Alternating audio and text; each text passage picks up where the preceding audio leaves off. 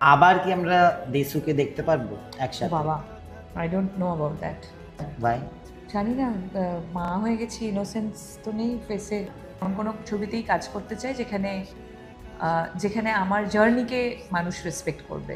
এমন কাজ করতে চাই যে ইউনিট আমাকে একজন মানুষ হিসেবে, একজন নারী হিসেবে রেসপেক্ট করবে।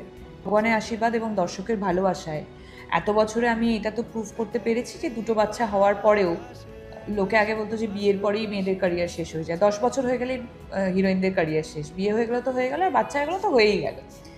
আমি অ্যাকচুয়ালি আমার লাস্ট ফিল্মফেয়ার নেওয়ার সময়, আমার থার্ড ফিল্মফেয়ার নেওয়ার সময় আমি স্পিচটাই দিয়েছিলাম যে আমি যখন প্রথম ইন্ডাস্ট্রিতে এসেছিলাম আমাকে মানুষ সবাই এটাই বলেছিল যে 10 বছরের ক্যারিয়ার হয় হিরোইনদের, বিয়ে হয়ে গেলে শেষ, বাচ্চা হয়ে গেলে তো একদমই শেষ।